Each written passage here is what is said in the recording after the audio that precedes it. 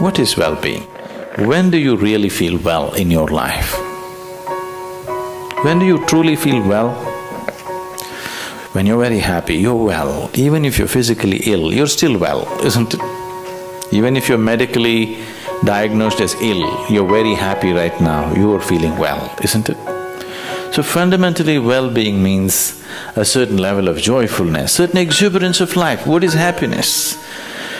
We can say happiness is this, that, but in terms of life, your life energies are happening in a more exuberant way than it normally happens. Depression means your life energies have become very low and stale. Happiness means your life energies are exuberant. There are many ways of describing happiness, but only those who are happy know what it means to be happy. There is nobody who's not been happy. Everybody's been happy, but the problem is they're not able to maintain it, that's all.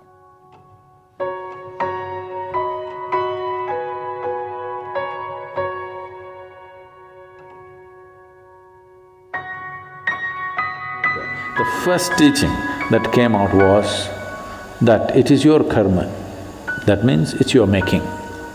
Your life and the experience of your life is entirely your making. If this one thing doesn't sink into you absolutely, you will not make the necessary changes.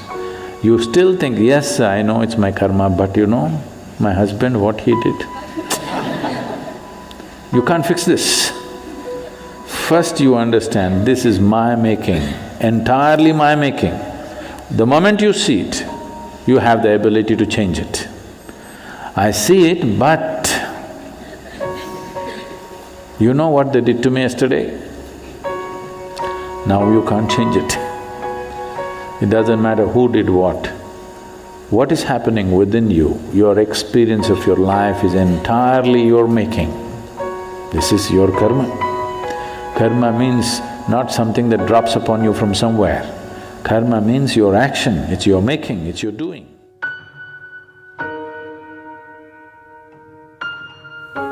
People who are doing business, they think they're keeping accounts only for the sake of IRS. No. You keep accounts not for the sake of IRS.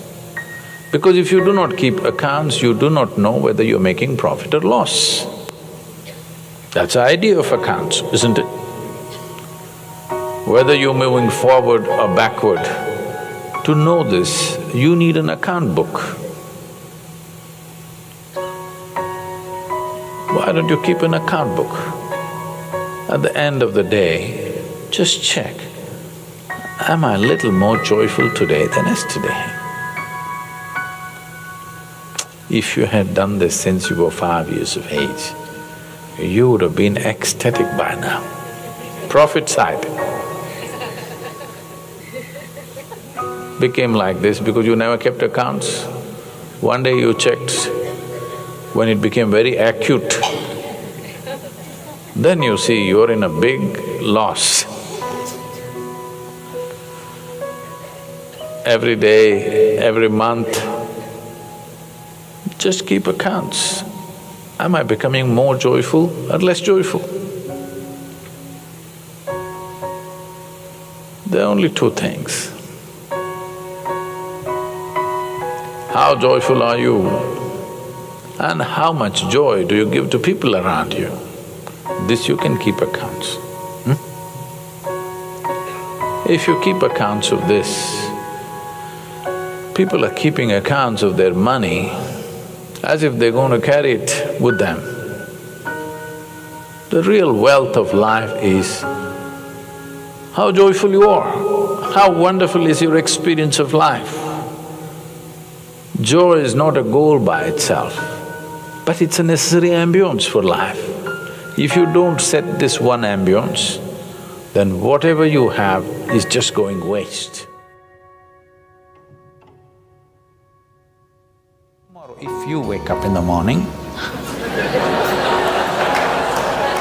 no, this is not my wish, but I want you to know, of all the people who go to bed tonight, over 1 million people will not wake up tomorrow morning. And tomorrow, If you and me wake up tomorrow morning, is it not a fantastic thing? 1,000,000 people did not wake up. You woke up. Is it not a great thing? Yes. You don't seem to think so. Yes. Because the problem is just this, you are living with an idea that you're immortal. When I say you're immortal, you're not actually thinking you're immortal, but you're not conscious of your mortality. If you're not conscious of your mortality, somewhere you think you're immortal, isn't it? How many moments in a day are you conscious that you're mortal? If you were conscious, would you have time to crib? Would you have time to fight with somebody? Would you have time to do some rubbish with your life? If you knew, if you are conscious that you are mortal, you would do nothing other than what is absolutely needed for you and everybody around you. Don't think this is a negative thing. Death is not a negative thing. It's the only thing which has added value to your life. If you're here forever, you would be unbearable. Yes. If you just become conscious of this one thing, that always you're conscious that I'm mortal. You don't have to think, I will die today, we don't intend, we want to live as far as possible. Just you know, one day I will die. Every day, every moment if you remind yourself, this is a brief life, I'm mortal, one day I will end. Just do this for 2 days and see, you will become something truly fantastic within yourself. Before you go to bed, everything that's not you, keep it aside. They may be precious to you. You think about it, your house, is it you? Oh, my house. All right, you have lots of passion about it, but all right, keep it aside. Your husband, is it you? No, that's easy, he's not me.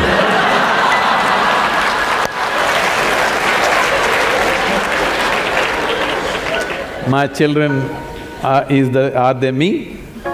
Oh, little difficulty, but no, they're not me. They're beginning to tell you, if they're 12, they already told you.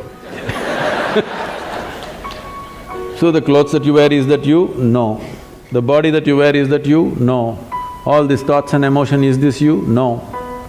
Everything that's not you, keep it in one heap. Not physically, just do this mentally. Keep everything aside. Let me see. Every day you practice this, one day when you successfully keep everything aside that you are not, what you are will be there.